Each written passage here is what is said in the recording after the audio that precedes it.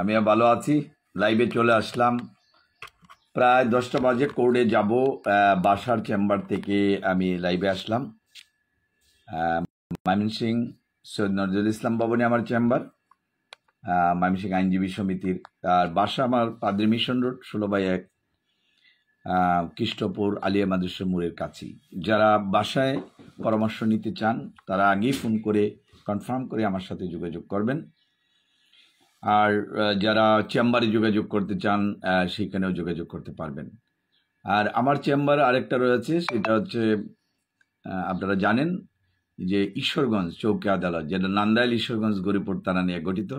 তাদের সাথে আমি খুবই পরিচিত হতে চাই, কারণ এই থানার মধ্যে প্রায় 12 থেকে 13,000 মামলা রয়েছে, 3টা উপজেলা মিলে।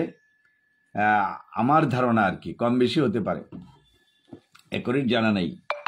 কিন্তু যারা এই এলাকায় বসবাস করেন হয়তো আমাকে অনেকেই নামে জানেন, কিন্তু হয়তো সামনাসামনি পরিচয় হয় নাই। কোর্টে হয়তো অনেকের সাথেই দেখা হয়, তখন বলেন যে আপনাকে তো অনেকদিন পরে দেখলাম, এই জন্যই তো আমি লাইভে আসি, এই কথা যাতে না বলতে পারে। আর বন্ধুবান্ধবকেও বলবো, যেহেতু আমি এখন পর্যন্ত লাইভে আছি, জীবিত আছি, সুতরাং লাইভে এসে আপনাদের সাথে একটু পরিচিত হইতে চাই। নটে ময়মনসিংহ, সিলেট, ঢাকা এবং অন্যান্য বিভাগীয় শহরগুলোতে, রংপুর, দিনাজপুর, রাজশাহী, বগুড়া, বিভিন্ন অঞ্চলে। আর সিলেট আমাকে কাদায়। আপনারা জানেন যে আমার সিলেটে অবস্থান কতদিন ছিল, অনেকেই জানেন। এবং ঢাকা আমার উত্তরাতে চেম্বার, বাড়ি 12 রোড 33 সেক্টর 7। সেখানে শুক্রবার শনিবার যাই। সিলেটেও মাঝে মধ্যে যাই, আম্বরকানা শহীদ বিএনসিসি ব্যাংকের পিছনে বিল্ডিং। যাই হোক, এখন ময়মনসিংহ আমি স্থায়ীভাবে বর্তমানে বসবাস করছি এবং 2টা কোর্টে প্র্যাকটিস করছি। যারা আমার সম্পর্কে খুব পরিচিত না, হয়তো অনেকের সাথেই আস্তে আস্তে পরিচিত হয়ে যাব। এবং যারা এই কোর্টে মামলা পরিচালনা করেন তাদের সাথেও আমি পরিচিত হচ্ছি। প্রায় তো 5 বছরের উপরে চলে গেল এখানে, ঢাকায় আরও 10-15 বছর এই লাইনে। সুতরাং যারা আমার সাথে আজকে দেখা করতে চান, অলরেডি 2 জনে ফোন দিয়েছেন, 3 জন চেম্বারে চলে আসবেন। 10টা আমাকে বলেছেন, আমি কিছুক্ষণের মধ্যেই চেম্বারে চলে আসব। আর এখন তো সিভিল কোর্ট বন্ধ, দেওয়ানি মামলার প্রায় সাইটই বন্ধ। তার মধ্যে একটা কোর্ট হয়তো খোলা আছে, মাঝে মধ্যে সেগুলা জরুরি শুনানি হয়। আর ক্রিমিনাল কোর্ট খোলা আছে, বিভিন্ন এডিএম কোর্ট বা এক্সিকিউটিভ ম্যাজিস্ট্রেট কোর্ট, অন্যান্য কোর্টগুলোও খোলা আছে, সেইখানেও আমাকে যেতে হবে। সুতরাং আমি মনে করি যে যারা আমাদের সাথে, বিশেষ করে আমার সাথে সাক্ষাৎ করবেন, আগেই ফোন করে চলে আসবেন, হয় চেম্বারে অথবা বাসায়। আর বন্ধুবান্ধব তো বাসায় আসলে অসুবিধা নেই, এক কাপ বসে চা খেলাম, গল্প করলাম, সেটাও হয়। বিশেষ করে জমির মামলায় যারা নিত্য নৈমিত্তিকভাবে মামলার বিভিন্ন সমস্যায় ভোগেন, জমি দখল করার হুমকি দিচ্ছে, তারা কিন্তু এখনো মামলা করতে পারবেন। 144 একটা মামলা করলেন, অথবা নতুন দ্বারা 7 বা 8 দ্বারা বা ভেজাল যদি জাল দলিল তৈরি করে 4 দ্বারা, সেখানেও মামলা কিন্তু আপনি দিতে পারবেন। সুতরাং এই মামলা পরবর্তী সময় আপনি কিন্তু ইচ্ছা করলে ট্রান্সফার করতে পারবেন বা নিতে পারবেন, অন্য জায়গায়ও যে আরেকটা মামলা করতে পারবেন। এই বিষয়টা আসলে বসে যদি আলাপ করেন তাহলে খুবই ভালো হয়। যার জমি দখল হওয়ার হুমকি হচ্ছে, বা জমির রেকর্ডে ভুল, অথবা জমির দলিলে ভুল, অথবা ওয়ারিশ সম্পত্তি আনতে চাচ্ছেন কিন্তু দিতে চাচ্ছে না, অথবা আপনি প্রাপ্য সম্পত্তি সেটা থেকেও বঞ্চিত হচ্ছেন, তারা কিন্তু আমার সাথে যোগাযোগ করে পরামর্শ নিতে পারেন। তারপরে যারা সংসার লাইফে আছেন, স্বামী স্ত্রী এখন আর মিল নেই, একজন আরেকজনকে ছাড়তে চাচ্ছেন, ডিভোর্স দিতে চাচ্ছেন, অথবা সংসার পুনরুদ্ধার করতে চাচ্ছেন, অথবা যৌতুকের মামলা, আপনার দেড়মোহরের মামলা, যে কোনো ধরনের মামলা, পারিবারিক মামলাগুলো আপনি করতে পারেন। এছাড়া যে চেকের মামলা রয়েছে, সেই সব মামলাও নিয়ে আমার সাথে পরামর্শ করতে পারেন। জানেন আমার ঢাকা কোর্টে আমি আগে ছিলাম, আমার চেম্বার ঢাকা উত্তরা, বাড়ি 12 রোড 33 সেক্টর 7। সেখানেও আমি মাঝে মধ্যে বসি, সেখানেও যোগাযোগ করতে পারেন। এছাড়া হাইকোর্ট বা সুপ্রিম কোর্টেও যদি আপনার কোনো ধরনের মামলা থাকে, সেগুলোর আমাদের মাধ্যমে খোঁজখবর নিতে পারেন। আর আসলে আপনারা অনেকেই হয়রানির শিকার হন কোর্টে আসলেই, ব্যাগ নিয়ে দৌড়াদৌড়ি, দেখা যায় বছরের পর বছর ঘুরতেছেন। ডেট আপনার কবে পড়বে, 3 মাস 4 মাস পরে পড়ছে, এগুলাকে আপনার 15 দিন বা 20 দিনের ভিতরেও কিন্তু আনতে পারেন। কিন্তু আপনি যে অ্যাডভোকেটের সাথে ডিল করেন ওনার সাথে সেটা আলোচনা করবেন যাতে কম ডেটে আপনি আনতে পারেন। আপনারা কিন্তু কোর্টেও যে পেশকার বা শায়েস্তাদের লোক অনেকেই কথা বলেন। সুতরাং আমি মনে করি যে আপনার যদি অ্যাডভোকেট এবং কোর্ট এবং আপনার ক্লায়েন্ট এই 3 জনে মিলে যদি যৌথ উদ্যোগ নেওয়া যায়, দ্রুত মামলা শেষ করা সম্ভব। আর যেগুলো মীমাংসা করা সম্ভব সেগুলো মীমাংসাও করতে হবে। সুতরাং শুধু মামলার পিছনে ঘুরলে হবে না, আমাদের ইচ্ছা থাকতে হবে। আমরা নৈতিকতার কথা বলি, কিন্তু কোর্টে আপনি যদি গ্রামে গঞ্জের কথা বলেন, যিনি নাইব, হয়তো আপনি খাজনা দিবেন, খাজনা হচ্ছে হয়তো 20 টাকা বা 50 টাকা বা 100 টাকা, আপনাকে 1000 টাকা দিতে হচ্ছে। আপনি নামজারি করবেন 1100 টাকা, দেখা যাবে যে আপনার এখানে অনেক টাকার প্রয়োজন হচ্ছে। সুতরাং এই যে ঐক্য নাই, সবাই কিন্তু আমরা ধর্মীয়ভাবে মুসলিম, কিন্তু আমাদের নৈতিকতা এত অধপতনে যে সেইটা থেকে বাইরে হইতে হলে আপনাকে কিন্তু ঐক্য হতে হবে।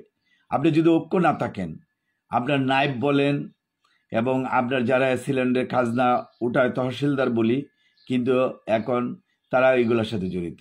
এরপরে আপনি যার কাছে যাবেন যে কাজের জন্য, ঘুষ ছাড়া কোনো কাজ করা যাচ্ছে না।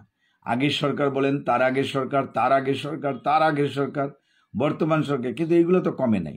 এই যে নৈতিকতার মান আপনার নেমে গেছে। আপনারা কোর্ট পাড়ায় এসেই দালাল চক্রের হাতে আপনি জিম্মি হয়ে যান এবং সে কিন্তু ভালো ভালো কথা বলে, কিন্তু আপনি কিন্তু অল্প টাকার ভিতরে কিন্তু করতে পারছেন না। সুতরাং এটা বার হতে হলে একটা মানবাধিকার সংগঠন আমাদের সাথে কাজ করতে পারেন, ভলান্টারি অ্যাসোসিয়েশন করে এটা প্রতিরোধ গড়ে তুলতে হবে। সবাই কিন্তু আমরা একত্র হই, কিন্তু আমার গ্রামে, আমার বাজারে, আমার মহল্লায়, আমার এলাকার নায়েব, আমার এলাকার যারা এই ভূমির সাথে জড়িত, তারা লক্ষ লক্ষ টাকা কিন্তু খাচ্ছে, কিন্তু প্রতিবাদ করার কেউ নাই। সবাই কিন্তু আমরা প্রতিবাদী, কিন্তু আমার চোখের সামনে হয়তো ডিসপেন্সারি আছে সরকারি, সেখানে ঔষধ নাই পর্যন্ত, কোনো কিছুই দিচ্ছে না, সব বিক্রি করে দিচ্ছে। আমরা জানি, আপনারাও জানেন, আমি জানি, কেন আপনারাও তো জানেন। আমি ঘোষণাও দিয়েছিলাম নান্দাইল, ঈশ্বরগঞ্জ, গরিবপুর, ফুলপুর, ফুলবাড়িয়া, তারাকান্দা, ত্রিশাল, বালুকা এবং গফরগাঁও, যে কোনো থানা নাইবের বিরুদ্ধে যদি কোনো অভিযোগ থাকে, দুর্নীতি দমন কমিশন তার বিরুদ্ধে মামলা করলে আমি একটা পয়সাও নেব না। যারা মানবাধিকার কর্মী রয়েছেন, যারা সমাজকর্মী এবং সংবাদকর্মী রয়েছেন, এই যারা সরকারকে কাজ না উঠিয়ে দেবে, তারা সেইগুলা যদি দুর্নীতির সাথে জড়িত, গভর্নমেন্ট তো সেটা পাবে না। আর গভর্নমেন্ট যদি না পায়, টাকা না উঠাইতে পারে, তাহলে সে কিভাবে চলবে? সুতরাং অ্যাওয়ারনেস করার দরকার আছে। এবং আপনারা ঐক্য হওয়ার জন্য, যারা আমাকে চিনেন, আমি আপনাদের পাশে থাকব। আপনার আসেন এবং এদের বিরুদ্ধে প্রতিরোধ গড়ে তুলতে হবে। এবং যারা এই নাইবদেরকে কন্ট্রোল করে, তাদেরকেও আপনাকে চিহ্নিতকরণ করতে হবে। সুতরাং এইটা যদি আপনার সাংবাদিকরা এক হই, আমরা যারা সমাজকর্মী আছি, মেম্বার, চেয়ারম্যান এক হই, এলাকার মাতব্বর এক হই, আইনজীবী যারা আছে সব যদি এক হই, তো অনেকটা দুর্নীতি কমে যাবে, মানুষের সহনীয় অবস্থার বাইরে চলে গেছে। সুতরাং যারা এইগুলোর সাথে জড়িত এবং আপনার আদালত পাড়ায়ও সেগুলো কিন্তু রয়েছে, সেগুলা উৎপাটন করা সম্ভব না হলেও অন্তত পক্ষে 80% যদি কমে যায়, মানুষের দুর্ভোগ অনেক কমে যাবে। আজকে দেখেন ময়মনসিংহ শহরে বাড়ি ভাড়া অনেক বেশি। কেন? কারণ গভর্নমেন্টের নিয়ম কিন্তু ফলো করা হচ্ছে না। কত স্কোয়ার ফিটের বাড়ি কত হবে, তার চেয়ে অনেক বেশি কিন্তু রেট। কারণ ঘুষের আদান প্রদান যদি থাকে, তাহলে এগুলো তো কমবে না। তারপরে আপনার প্রত্যেকটা সেক্টরে যদি ঘুষ থাকে, তাইলে আপনার এই যে মসজিদ, মন্দির, পেগোডা, আপনার সিনাগগ, যত প্রার্থনামূলক কিছুই থাকুক না কেন, সেটা কিন্তু উতরে ওঠা সম্ভব না। সুতরাং আপনারা যদি মানবাধিকার সংগঠন, সামাজিক সংগঠন ঐক্যভাবে সেগুলো যদি প্রতিরোধ না করেন, একটা টাকাও ঘুষ না দেন, সে নাইব কোনোদিন অবস্থান করতে পারবে না। তাদের বিরুদ্ধে আমাদের কাছে প্রচুর অভিযোগ আসে যে একটা কাজ করতে গেছি, কাজটা দিতে গেছি, দেখা যায় যে 2 টাকাটা 500 টাকা, পিয়নের টাকা দিতে হয়, অমুকের টাকা দিতে হয়। কিসের জন্য? গভর্নমেন্ট কি তাকে বেতন দিচ্ছে না? অবশ্যই বেতন দিচ্ছে। তাহলে আপনি দিচ্ছেন কেন? এরপরে নাম জারি করতে যাবেন, দেখা যাবে হাজার হাজার টাকা, বললেন অনলাইনে দিয়ে দেন, তো এই কাগজ নাই, ওই কাগজ নাই, সমস্যার জন্য গেলেন। তারপরে আপনার দেখা গেল একটা মামলা করলেন, আপনি মিস কেস করলেন, সেখানে হাজার হাজার টাকা চলে যাচ্ছে। সুতরাং এইগুলা বন্ধ করার কেউ নাই। এবং আরো লক্ষ লক্ষ টাকা ঘুষ দিয়ে কিন্তু এলাকাতে এবং নাইবের একটা চাকরি নিতে গেলে বলে যে 10 লাখ 20 লাখ 50 লাখ 40 লাখ দেবো, কারণ জানে যে এখানে গেলেই তো ঘুষ আছে। সুতরাং এইগুলো প্রতিরোধ করার কেউ নাই। আমি এই বয়সে দাঁড়িয়ে বলছি, যারা এই ময়মনসিংহের বিভিন্ন জেলা উপজেলাতে মানবাধিকার কর্মী বা সংগঠন রয়েছেন, তারা যদি এই ধরনের উদ্যোগ নেন, আমি সবসময় পাশে থাকবো। জসিমউদ্দিন খন্দকার ভাই ধন্যবাদ। মতিউর রহমান ভাই ওয়াচ করছেন, থ্যাংক ইউ। আপনারা যেহেতু আমার ওয়াচ করছেন, দোয়া করি আপনারা যাতে ভালো থাকেন, আমার জন্য দোয়া করবেন, এই প্রত্যাশা রইল। এবং আমার ভিডিওটা যদি শেয়ার করেন তাহলে অনেকেই পেয়ে যাবে। আপনারা যারা মানবাধিকার কর্মী রয়েছেন বিভিন্ন অঞ্চলে, তারা আমাদের সাথে যোগাযোগ করুন। টাকার জন্য মামলা করতে পারে না, আমি সেটা টাকা ছাড়াই আপনার মামলা করব। এবং গভর্নমেন্টের যে ফিটা রয়েছে শুধু সেটা দিলেই হবে, আমাকে কোনো পরিশ্রমিক দিতে হবে না। যেটুকু টাইপ করতে লাগে, যতটুকু গভর্নমেন্টের নিয়মে যে আপনারা জানেন যে সেগুলো রয়েছে। আর আপনারা প্রত্যেকেই যারা মানবাধিকার কর্মী সমাজকর্মী রয়েছেন, তারা একটা সংগঠন গড়ে তোলেন। আমিও একটা সংগঠনে কাজ করি, হিউম্যান রাইটস রিভিউ সোসাইটি, সেখানেও আপনারা সংযুক্ত হতে পারেন, অথবা আপনাদের যদি সংগঠন থাকে আমাকে রাখতে পারেন, এবং আমি সেগুলোতে থাকবো। এবং রন্ধ্রে রন্ধ্রে আপনার ল্যান্ডের আপনারা নিজেরাও জানেন যে এই ল্যান্ডে কত রয়েছে, এবং আদালত পর্যন্ত দুর্নাম রয়েছে, সেগুলোকে কিন্তু গুছাতে পুরোপুরি না পারলেও আমরা যদি চেষ্টা করি তাহলে অনেকটুকুই কিন্তু গুছাতে পারবো। যাই হোক, আমরা ভিডিওটা বড় করব না, কিছুক্ষণের মধ্যেই আমি কোর্টে যাব।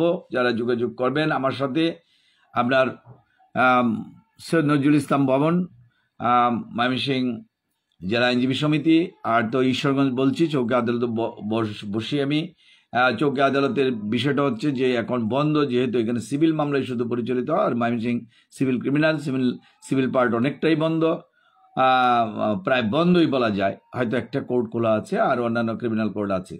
আর তো অন্যান্য বিষয়ে আমার নাম্বার বলাই আছে 01711921416।